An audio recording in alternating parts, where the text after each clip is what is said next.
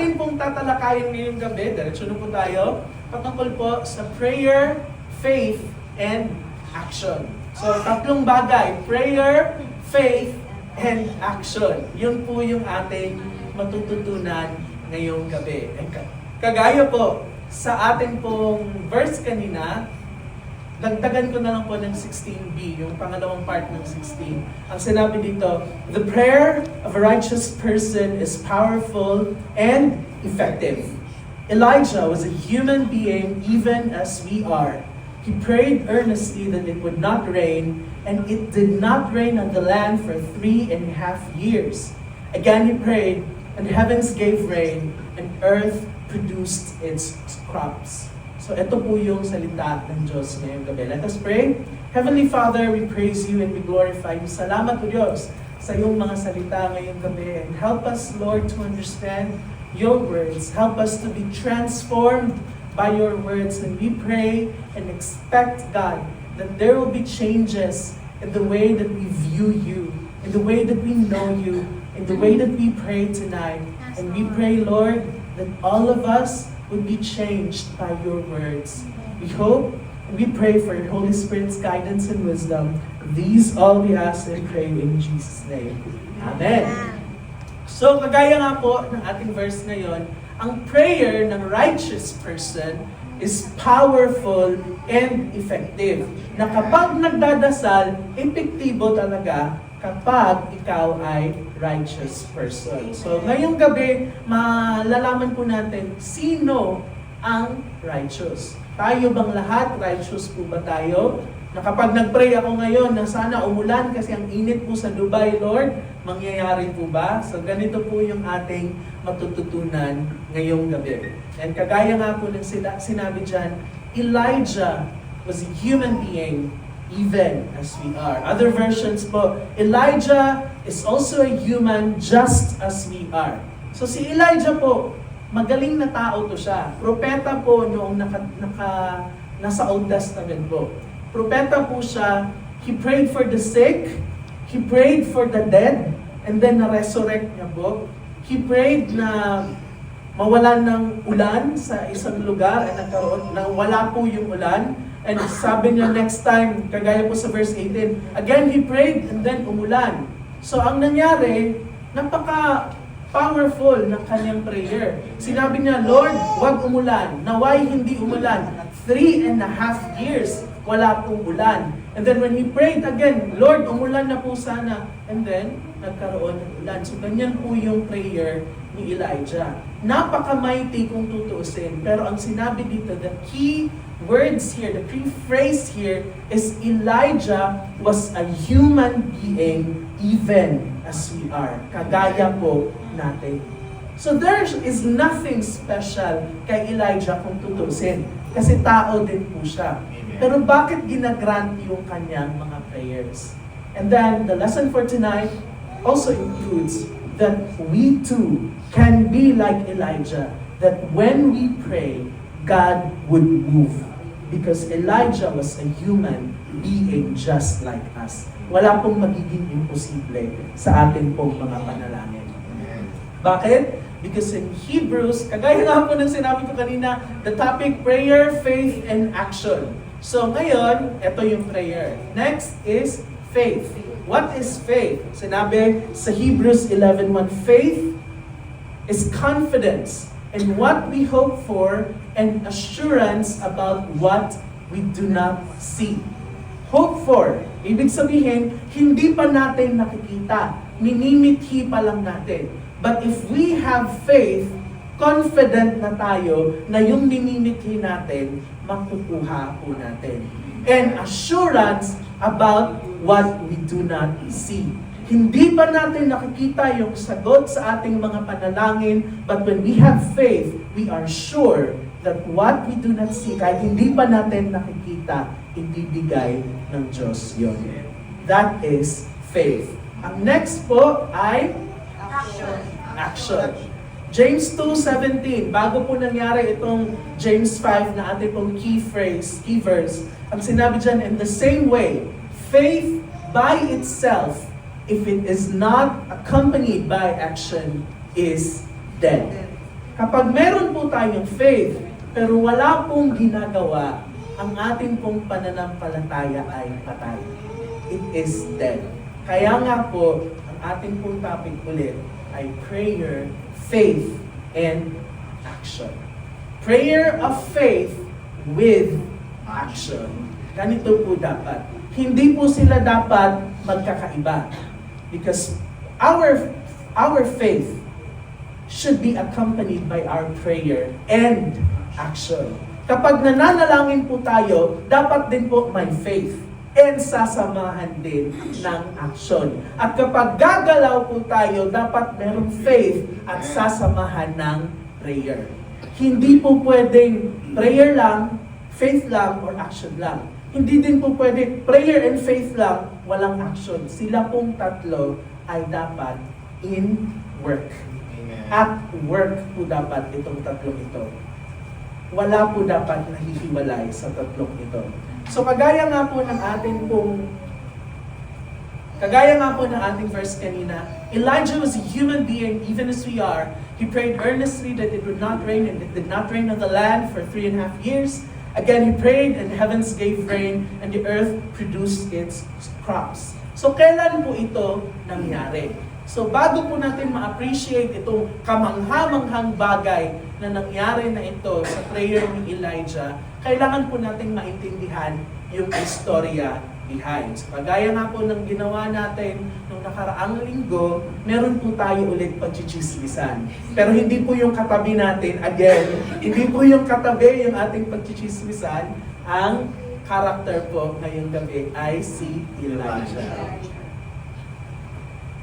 1 Kings 17:1. Sino po itong si Elijah? At ano po yung ginawa niya? Now Elijah from Tishba in Gilead said to Ahab.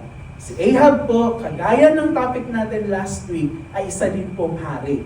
But he was a king in the northern kingdom. So hindi po siya sa Judah. Hindi kagaya ni King Uzziah na topic po natin last week. So northern kingdom. Ang simula ng kanyang reign, sinabi doon, King Ahab reigned, but he did what was evil in the sight of the Lord. So masamang uri, masamang klase ng hari po itong si Ahab. At sinabi ni Elijah sa kanya, as the Lord, the God of Israel, lives, whom I serve, there will neither dew nor rain in the next few years, except at my word. Ulit, sinabi na dito, walang magiging dew, hamog man lang, or rain na mangyayari except kung sasabihin ko na. Yan po yung sinabi ni Elijah kay King Ahab. Bakit po ito nangyari? It is because, ang sinabi dito, kung babasahin po natin yung buong chapter 17, ang sinabi dyan, the drought, yung tagtuyot had come because of their had come in defiance of Baal. Sila nung panahong yon, hindi po sila, si Ahab po, hindi po siya nananampalataya sa totoong Diyos. Meron po siyang Diyos-Diyosan na sinasamba. And ito po, si Baal. So si Baal po, sa Old Testament is the sun god and the storm god. So God of sun, yung araw, at saka yung bagyo. Main God po siya sa bayan ng Canaan, kung saan po yung ating pong setting or plot po ngayong gabi. So, dito sinabi ng Lord, walang magiging ulan kasi sumasamba kayo sa ibang Diyos. So the more na tumatagal yung ulan, the more na nakikita dapat ng mga Israelites na hindi Diyos na dapat sinasamba si Baal. Kasi storm god siya, sun god siya, pero saan yung ulan? Bakit hindi niya kayang paulanin? So ganun po dapat yung nangyayari. Unfortunately, because of King Ahab, sila po ay hindi pa rin nananampalataya sa totoong Diyos. Tinigasan po nila yung kanyang puso. Kaya, nagtagal din po ang tagtuyot na nangyari. The more that we harden our hearts in the message of God or towards God, kahit na sa ating Diyos, wala pong pagpapala na dadating sa ating mga buhay. We would always feel dry. We would always feel discontent. Hindi tayo makukontento sa kung anong meron tayo hanggat tayo po ay tinitigasan natin ang ating mga puso sa ating Diyos. Except at my word. Pero the word of the Lord. So ibig sabihin, blessing would come when we have the word of the Lord. Without the word of the Lord, wala po tayong aasahan mga pagpapala. So napaka-importante po sa ating mga buhay ang pagbabasa at pag-meditate ng salita ng Diyos. So po natin yan kalimutan. So sa storya pong ito, Elijah was in hiding. Nagtatago po itong si Elijah kasi po pinapatay ni King Ahab ang lahat ng propeta ng Diyos. So, bakit nangyari ito kay King Ahab? Dahil po sa isang babae, sa kanyang asawa na pinangalanang Jezebel. So itong si Jezebel, kaya mag-ingat po sa Jezebel, hindi po sa taong Jezebel, pero sa spirito ng Jezebel, kasi po itong Jezebel ay babae na hindi po nananampalataya sa Diyos. Ibang pananampalataya, pero pinangasawa pa rin ni King Ahab. Kaya po nadala po siya sa kapahamakan. Kaya napaka-importante sa isang Kristiyano ang pumili ng maka-Diyos na partner.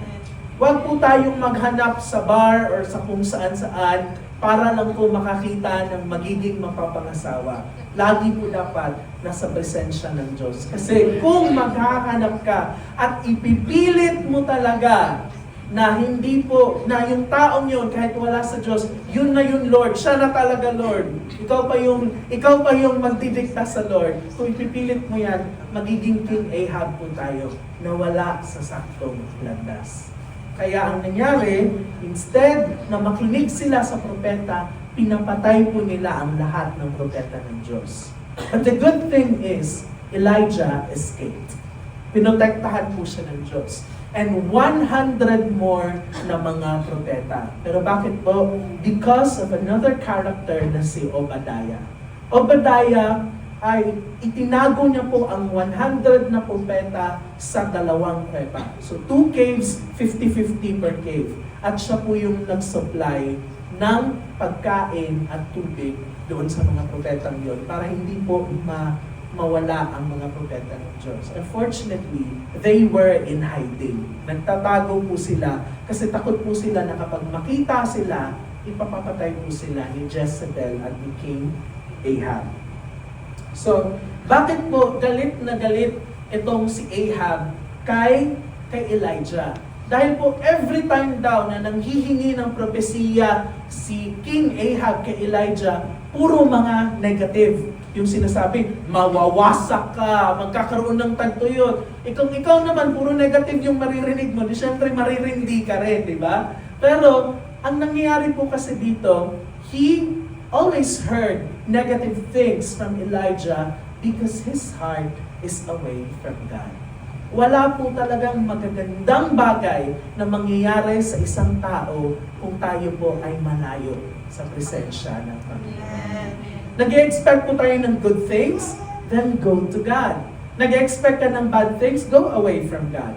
Ganun lang po. If you want good things, go to God. If you want misfortunes at bad things, go away from God. Ganun lang po kasimple.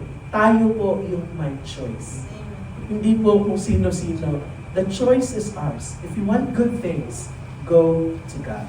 At ang nangyari po dito, laging negative yung propesiya ni Elijah sa kanya because he worshiped other God. Hindi po siya sa totoong Diyos na nanampalataya. Kaya, nung time na to, sinabi po lumabas si Elijah at nagpakita po siya kay Obadiah. At sinabi niya kay Obadiah, Obadiah, pumunta ka kay Ahab at sabihin mo magkikita kami. So malakas ang loob ngayon ni Elijah. Ipinapapatay po siya. Tinutugis po siya, hinahunting po siya. At nung time na yun, nakita siya ni Obadiah, sinabi niya, okay, pumunta ka kay Ahab at sabihin mo makikipagkita na ako. So bakit? Dito natin malalaman yung istorya ngayon. So nung pinapunta po ni Elijah si Obadiah kay Ahab, sinabi ni Obadiah sa kanya, sure ka ba? Baka gusto mo rin akong patayin. Kasi kapag sinabi ko na makikipagkita ka tapos bigla kang nawala, hindi ka pala naandyan, sure, napapatayin ako ni Ahab. So sinabi naman, pinangako ni Elijah, in the name of the Lord, our God, hindi ako tatakas. Makikipagkita ako sa kanya today. So yun po yung sinabi. At sinabi ngayon ni Elijah, magkita tayo sa Mount Carmel. So ito na po yung storya na atin. Ang haba ng introduction, no? Ito na po yung istorya na atin pong pag-aaralan today. So magkikita na po sila sa Mount Carmel. At nung nakita ni Ahab si Elijah, sinabi niya, is that you, troublemaker? Pinangalanan pa. Tagagawa daw ng mga problema, ng trouble. Is that you, troublemaker? At sinabi, hindi ko na po sinulat kasi mahaba na po. So, mataas na. So, ang sinabi dyan, sagot ni Elijah, I have not made trouble for Israel. Elijah replied, but you and your father's family have. You have abandoned the Lord's commands and have followed the Baals. Now summon the people from all over Israel to meet me on Mount Carmel and bring the 450 prophets of Baal and the 400 prophets of Asherah who eat at Jezebel's table. So ngayon, sinabi niya na tawagin mo ang buong sambayanan ng Israel at magkikita tayo sa Mount Carmel. Napuno na po ang Diyos sa panahon ito. Instead na sila po ay lumapit sa Panginoon, kasi may tagtuyot na po, 3.5 years, wala pong ulan. So ibig sabihin, wala din pong mga bunga ang mga pananim. Pero instead na lumapit sa Diyos, na totoong Diyos na makakapagligtas sa kanila, mas lumayo pa po sila sa Panginoon. At mas naniwala sila dito sa Baal, God of the sun and the storm cloud.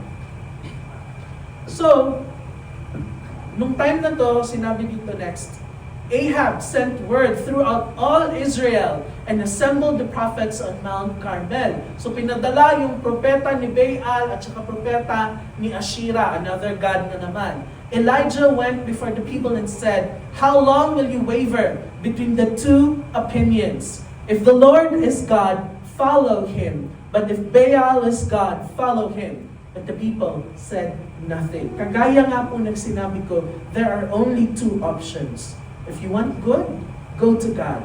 If you don't want anything good sa buhay mo, go away from God. Kagaya po ng sinabi dito. If the Lord is God, sinabi ni Elijah sa kanila, kung ang Diyos na aking sinasamba ay totoong Diyos, sundin niyo siya. Huwag na kayong pumunta kay Baal. Pero kung tingin mo si Baal yung God, siya lang din yung sundin mo. Ganun din po sa ating mga Kristiyano.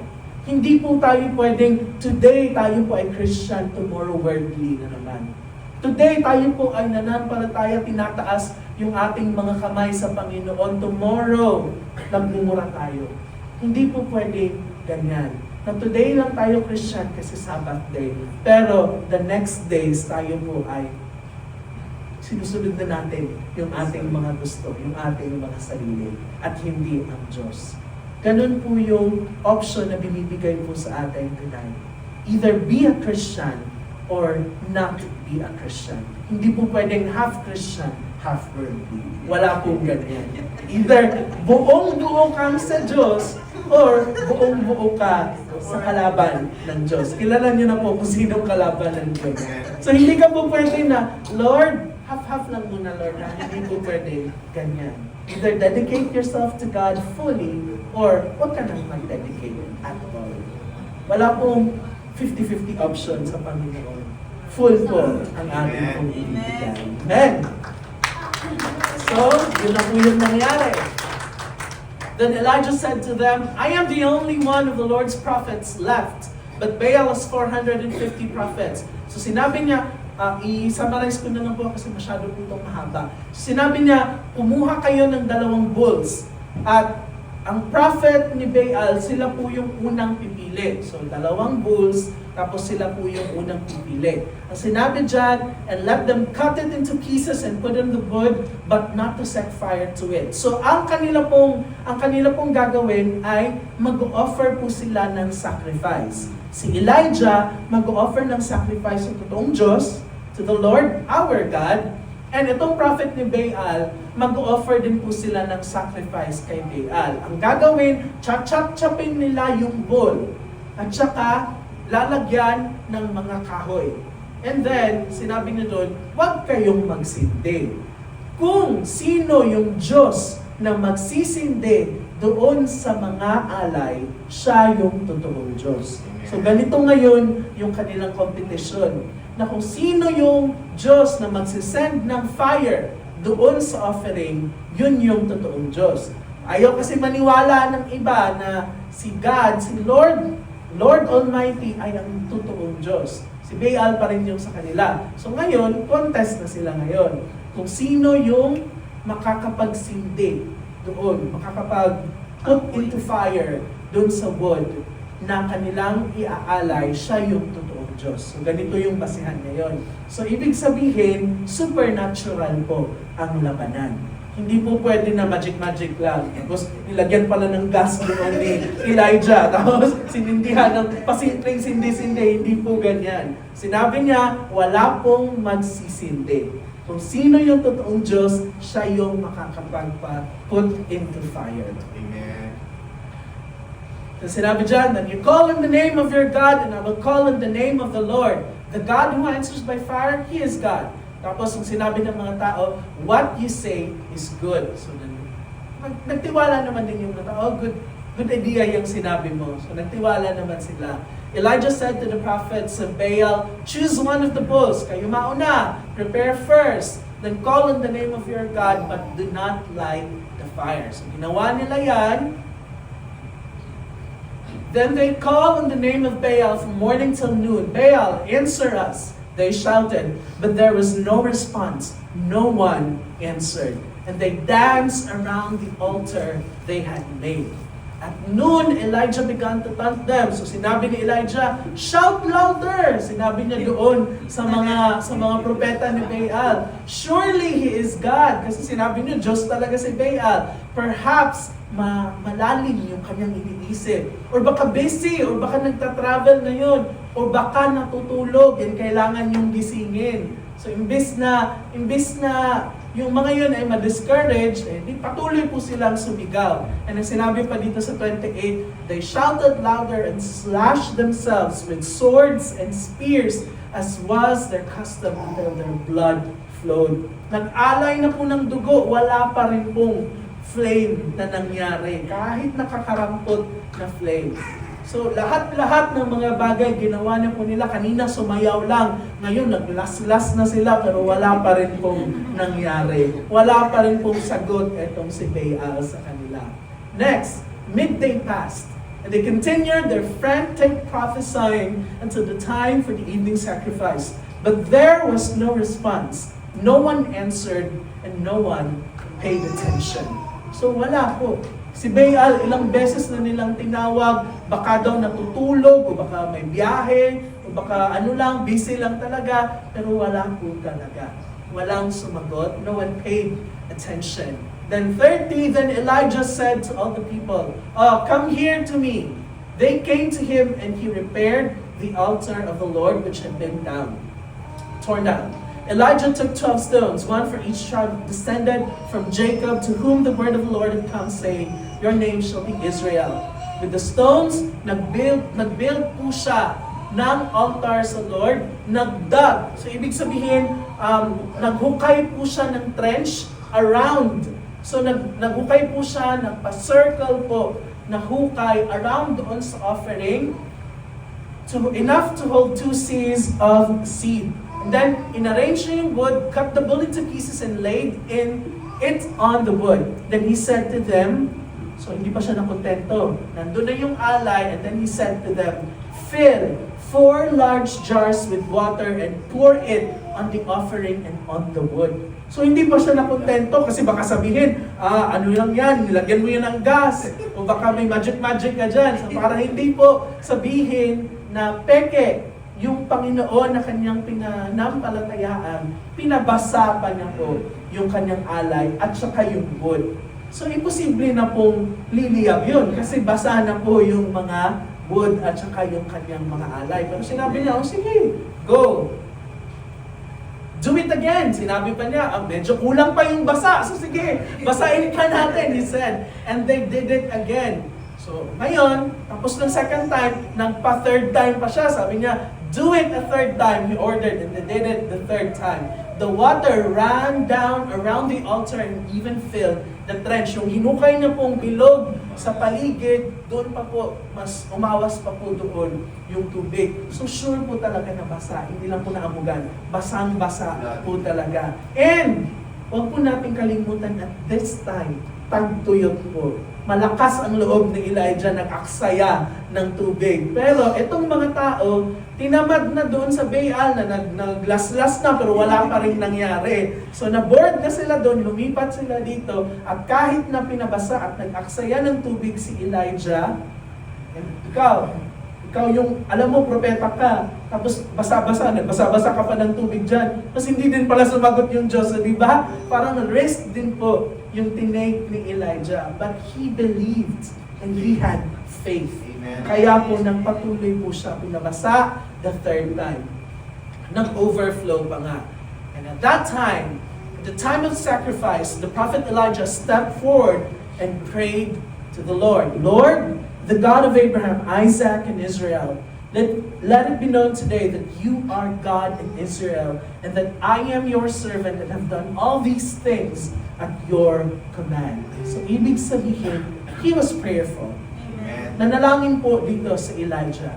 He had faith na kapag kahit ikaw, kung walang faith si Elijah, hindi po niya babasain yung alay kasi baka hindi naman talaga tumala. Baka natulog din yung kanyang tatawagin. Pero he had faith. And ang sinabi dito, and have done all these things at your command. Hindi niya po gawa-gawa yung mga bagay na yun. It was the Lord who commanded him and he made an action. Sinabi niya dyan, I have done. So meron po siyang ginawa. At ang kanyang ginawa ay hindi yung kanyang gusto, pero kung ano po yung inutos ng Diyos sa kanya. Prayer, faith, and action. Yung tatlong po yan, hindi po pwedeng paghihiwalay. Next, answer me, Lord, answer me. So these people will know that you, Lord, are God, and that you are turning their hearts back again. Lord, sagutin mo po itong panalangin ko. Magliyab po itong alay na to. Pero ang purpose niya ay hindi para maging sikat ako sa kanila, para mamangha sila sa akin. Pero sinabi dyan, that they would know that God is God. Amen. And that you are turning their hearts back again. Para po lumapit ulit yung mga tao sa Diyos. And then, verse 38, kagaya ng in-expect natin, the fire of the Lord fell and burned up the sacrifice, the wood, the stones, and the soil, and also licked up the water in the trench. Hindi po pwedeng masunog yung bato at saka yung soil. Pero ganun po makapangyarihan ng Diyos. Ginawa po ito ng Diyos. At walang ibang Diyos ang makakagawa nito sa atin. When all the people saw this, they fell prostrate and cried. Prostrate, ibig sabihin, dumapa po sila sa ground and cried, the Lord, He is God. The Lord, He is God. Then Elijah commanded them, seize the prophets of Baal, don't let them get away. They seized them, and Elijah had them brought down to Kishon Valley and slaughtered there. So pinapatay po lahat ng propeta. Huwag na po natin questionin kung bakit pinapatay pa yung mga yun. Kasi sila lang po yung nakakaalam. So, pinapatay po lahat ng hindi po nananampalataya sa Panginoon. And for us, lahat po ng tayong mga Kristiyano ngayon, we might not die physically when we lose faith, but for sure, we would die spiritually. paunti-unti nawawala ng passion para sa Lord. Paunti-unti, nahihirapang magtaas ng kamay sa pagpupuri sa Diyos. Paunti-unti, hindi na nananalangin sa Diyos. Paunti-unti, hindi na nag-worship sa Lord. Paunti-unti, tinatamad na magbasa ng Biblia. Kasi po, we are spiritually dead. So, ganun din po ang nangyayari. Hindi man tayo is-slaughter ngayon physically kung mawawalan tayo ng pananampalataya sa Diyos, pero there will something be dead in us. Meron pong patay sa atin. So, ano po yung attitude ni Elijah sa prayer?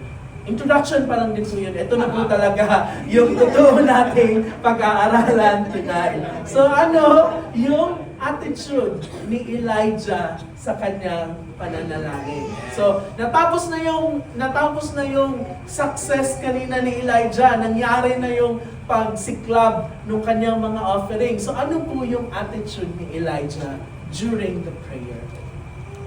First, he prayed in faith. Meron pong pananampalataya sa kanyang pananalangin. Ano po yung ginawa niya? On verse 41, karagtong lang po. And Elijah said to Ahab, "Go, eat and drink, for there is the sound of a heavy rain." So sinabi niya, after nung pag-aalay na yon, "Go, eat and drink, for there is a sound of a heavy rain." Panahon po na to, wala pong sound. Wala pong nakakarinig na magkakaroon po ng ulan. Walang kulog, walang kidlat na nakita at narinig at this time. What exactly did Elijah hear? Ano po yung narinig ni Elijah? And wala pong nakarinig ni kahit na sino na nandun sa paligid.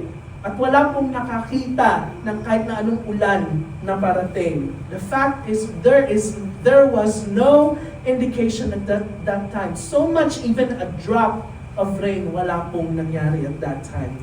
That would fall in any part of Israel. The sound at that time is the assuring promise of God ringing in his soul. Wala pong nakakarinig na iba, pero si Elijah meron na po siya naririnig. He prayed in faith. Ganun po yung pananampalataya. Wala pa pong senyales para sa iba. Kahit sa'yo, ni isa, wala pong sign. Pero because of your faith, you know that there is something happening. Kagaya ng Hebrews 11:1 na binasa natin kanina, being sure of what we hope for and being confident of what we do not see.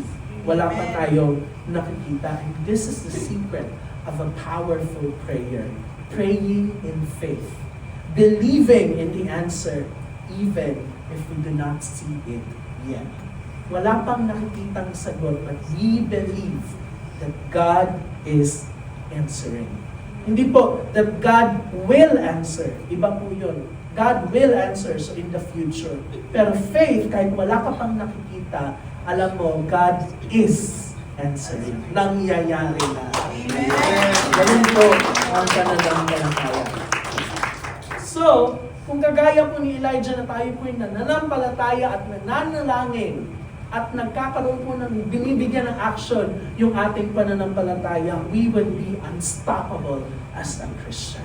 Wala pong makakapigil sa atin. Next, he prayed with humility. So, ito po yung attitude ni Elijah. First, he prayed with faith. Next, he prayed with humility. Meron pong pagpapakumbaba. Ano pong ginawa ni Elijah after nun? So Ahab went off to eat and drink, but Elijah climbed to the top of Carmel, bent down to the ground, and put his face between his knees. Ganun po na pagpapakumbaba. Lumuhod siya sa ground and nilagay na po yung kanyang ulo between his knees.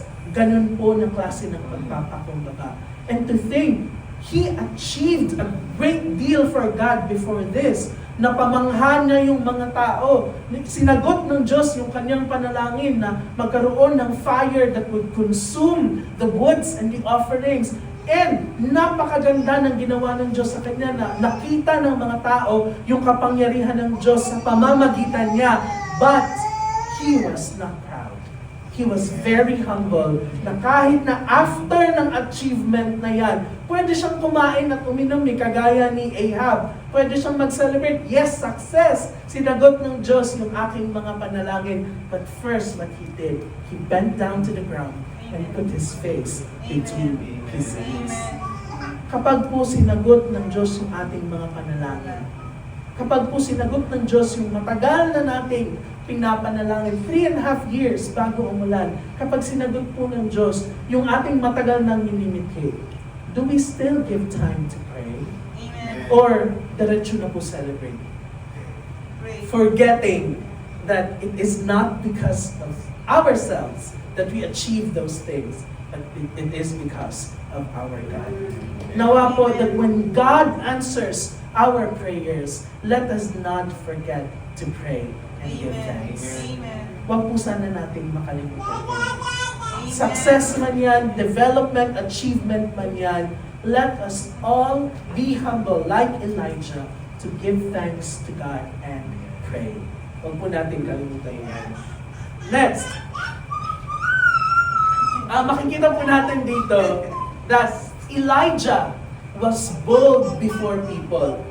Grabe yung pagka-bold ni Elijah doon.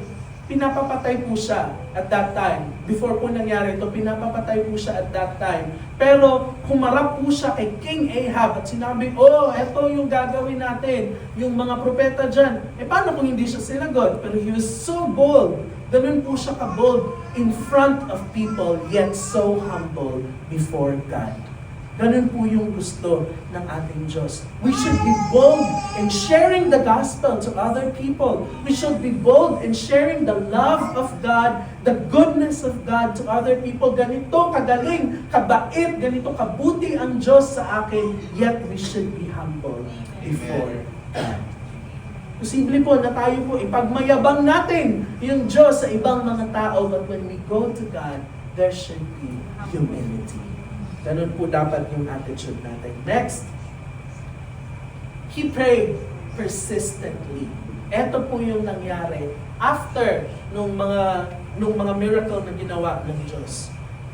Sinabi niya sa kanyang servant, go and look toward the sea. He told his servant, and he went up and looked. There is nothing there, he said. 7 times Elijah said, go back. So ang storya po nito, ang nangyari, nag-expect na sila na may ulan. So he prayed in faith, he prayed with humility, and ngayon, he prayed persistently. So, sinabi niya sa kanyang servant, pumunta ka dun sa taas. Nasa Carmel po sila, Mount Carmel po sila. Pumunta ka dun sa taas, and then tignan mo kung anong meron dun. So, wala pong specific na sinabi kung ano yung dapat tignan ng servant. Pero sabi niya, punta ka lang dun. Sinabi ng servant sa kanya, there is nothing there. Walang nandun. Wala akong makita doon nung sinabi ng servant. So, second time, sige, balik ka na naman doon. Second time, pagbalik, wala pa rin. Third time, fourth time, fifth time, sixth time, wala pa rin. Napagod na po yung servant. Kasi aakyat, tagtuyot pa, so wala siyang tubig. So pagod na yung servant. Pinabalik-balik na siya. And the people are observing at that time. Pero hindi po na-discourage si Elijah. He was persistent. Nawa po that when we pray, even when we pray, ang problema po kasi sa atin ngayon, nag-pray tayo, Lord, hinihingi ko po ito. Tapos hindi binigay ko, ganyan ka talaga sa akin, Lord. Nakakatampo ka naman. Isang beses lang po! Nagtampo na tayo agad. Isang beses lang, hindi pa sinagot. Nagtampo agad. Hindi mo talaga ako favorite, Lord. Yung isa, favorite mo yun, Lord. Ganun-ganun pa tayo. Pero Elijah, after the success of what he did, nanalangin po in 7 times. Wala pong nangyari. 6 times wala pong nangyari. But he prayed persistently. Hindi po siya sumuko. And nawa po ay ganun po tayo. Hindi dahil sa walang sagot sa unang panalangin ay titigil na po tayo. Pray persistently. Ito po yung gusto ng Panginoon. That when we pray, huwag po tayong tumigil sa pananalangin sa Diyos. Amen? Amen. Praise God. 7 times. So ito na, Elijah said, go back. So, pang-7 beses na. Parang kung ako yung servant, last ka na lang talaga. Papagod na ako. Bakit manaog ako dito? Pero, sinabi, go back. Sige, balik ka doon. Next, he prayed definitely.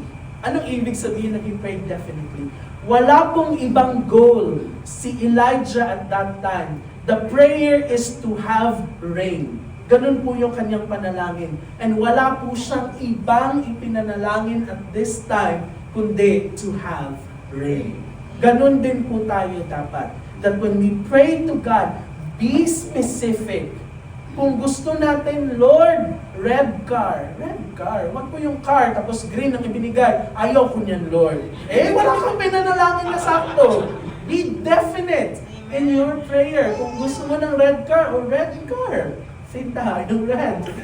So, yung gusto natin ng ganyan, be specific and be definite in your prayer. Wag yung kapag nananalangin tayo, Lord, ipinapipray ko po yung ganito, ganyan. And then, Lord, naisip ko din po ganito, ganyan. Wag, be specific. So, ibig sabihin, maglaan ka ng time doon sa iyong ipinapanalangin.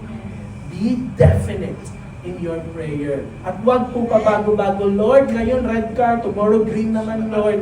Tapos rainbow na yung binigay ng Lord sa iyo. So dapat po, be definite in your prayer. Tawanan nila, oh. So, be definite in your prayer. Next, he prayed victoriously. Kagaya ng ina-expect natin, since nagdasal siya, sure talaga tayo na ganito yung mangyayari. Next, verse 44. The 7th time the servant reported, a cloud as small as a man's hand is rising from the sea. So Elijah said, go and tell Ahab, hitch up your chariots and go down before the rain stops you. Ganun yung kanyang sinabi. Sinabi dyan, a cloud as small as a man's hand. Ganito lang daw kaliit yung cloud is rising from the sea. Ganon yung nakita ng kanyang servant. Kung ikaw ang makakakita ng cloud, ganito kaliit, tingin mo ba uulan? Kahit dito sa Dubai, makikita natin, ang kapal na ng clouds, hindi pa rin umuulan. Tapos, etong servant niya, sinabi, nag-report siya, 7th time. So, pang-7 beses na pumunta po siya doon, mayroong cloud, kasing liit ng kamay, ng isang kamao, tapos mula sa sea, nag-rise, umaakyat, papunta doon sa langit. So, parang ganun yung sinabi ng kanyang servant.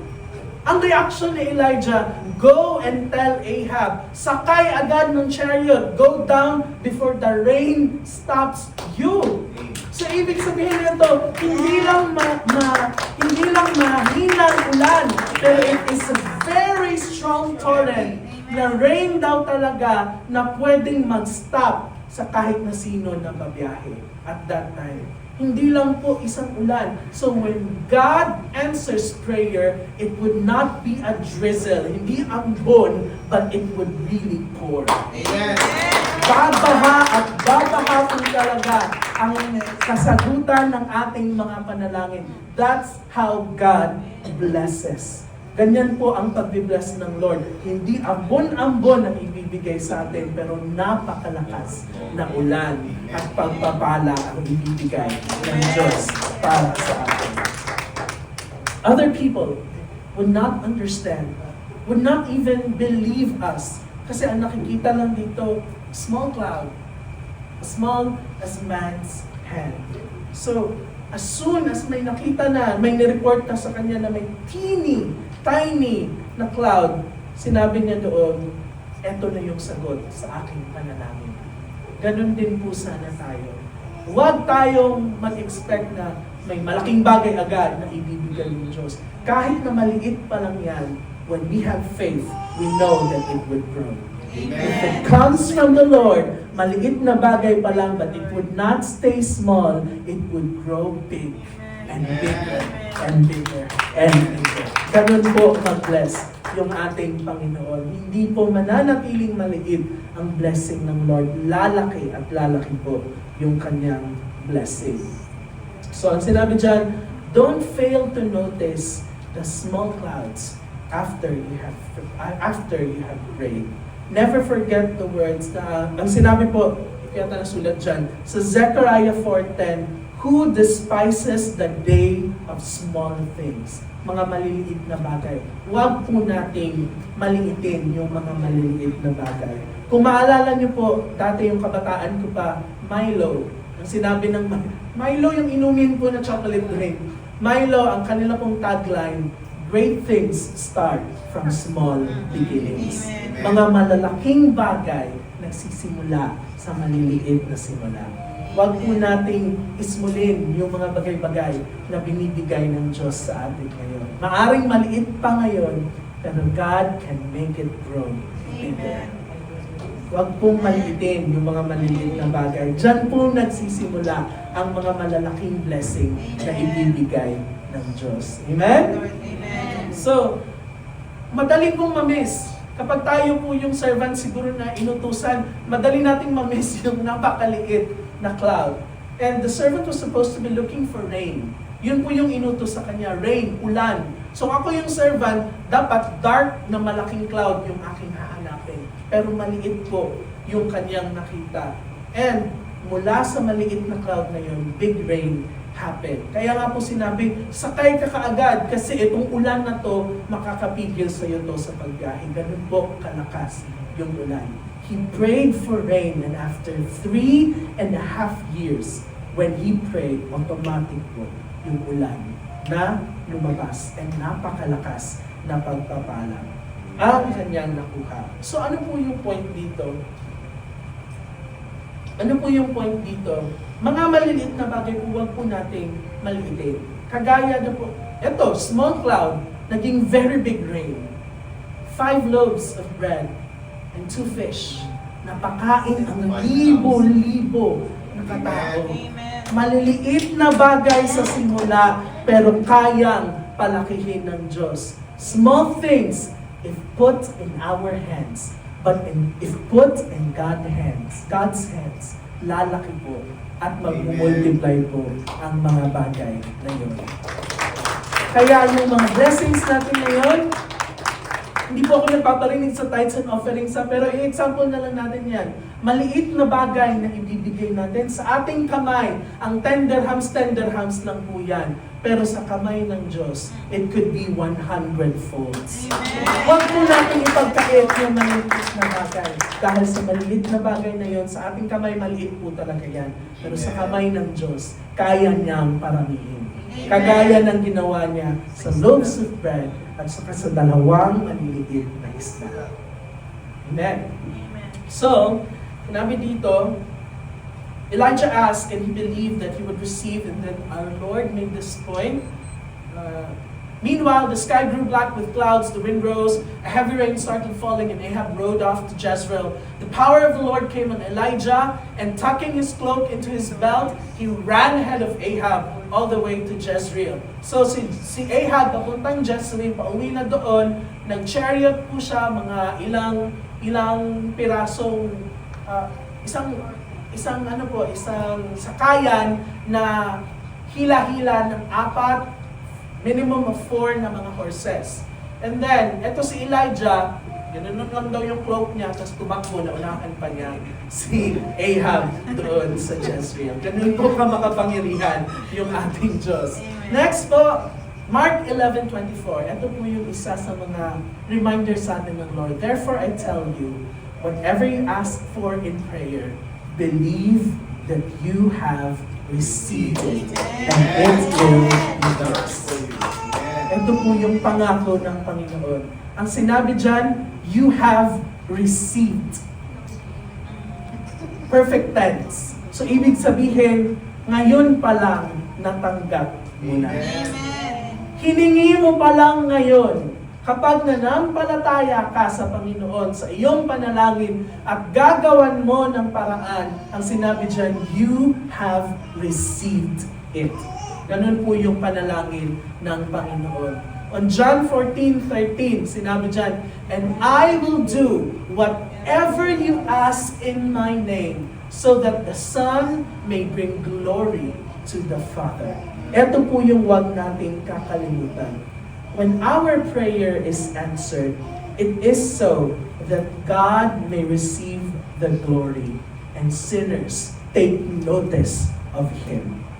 Hindi po sinasagot ng Diyos yung ating mga panalangin dahil magagaling tayong manalangin. Hindi sinasagot ng Diyos yung ating mga panalangin dahil mabubuti tayong mga tao. God answers our prayer so that He will be glorified. Lahat ng papuri po ay sa ating Panginoon. Kaya niya sinasagot yung ating mga panalangin. And that people will take notice of Him. Kagaya ng pagsagot niya sa panalangin ni Elijah kanina, ito, balikan natin yung nangyari. When all the people saw this, they fell prostrate and cried, "The Lord, He is God. The Lord, He is God." People will go back to God kapag nakikita na niya ang sagot sa ating mga panalangin. Nakikita lang nila na sinasagot ng Diyos yung ating panalangin. Nakikita nila yung ating mga success sa buhay dahil sa ating pananalangin sa Diyos. And when they see that, God would be glorified and people would go back to God. Amen. Ganun po ang pagsagot ng Diyos sa ating mga panalangin. So, do we have prayers na ang tagal-tagal na natin pinanalangin? Do we have something sa ating mga puso na gusto po natin makamit ngayon? God is telling us tonight, reminding us tonight, that when we pray, be like Elijah. He prayed in faith. He prayed with humility. He prayed persistently, hindi po siya tumigil. He prayed definitely, and lastly, he prayed victoriously. God is going to answer our prayers tonight, not because we are good, but so that God will be glorified. All glory to our Lord.